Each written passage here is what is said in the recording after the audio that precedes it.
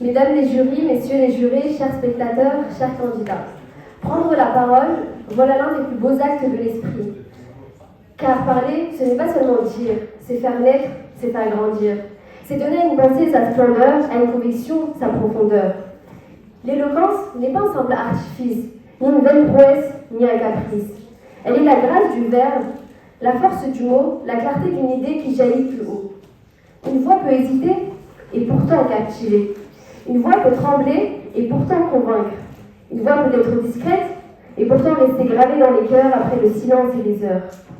C'est la magie de l'éloquence, une parole qui éclaire, une parole qui élève, une parole qui traverse, une parole qui s'achève en rêve. Elle ne récompense pas seulement ceux qui parlent fort, elle honore ceux qui parlent vrai, ceux qui parlent encore.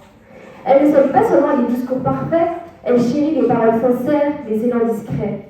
Car l'éloquence, c'est l'art de transformer une idée en flamme, une émotion en présence, un frisson en âme.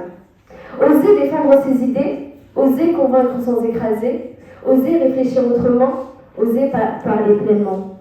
Elle donne à la parole son éclat, à l'esprit sa voix, au silence sa voix. Parler avec éloquence, ce n'est pas dominer, c'est éclairer sans blesser, c'est affirmer sans oppresser, c'est toucher sans trahir, c'est convaincre sans s'avilir. Et dans cette recherche délicate, mais toute la majesté du discours et du verbe, une phrase bien dite peut laisser une trace, un mot juste peut changer une face. Alors aujourd'hui, que chaque voix s'élève avec fierté, que chaque parole s'habille avec clarté, que chaque parole laisse derrière elle une vérité, et que l'audace devienne beauté. Car l'éloquence n'est pas seulement l'art de parler, c'est l'art de faire vibrer, c'est l'art de faire rêver, c'est l'art de faire exister. Je vous remercie.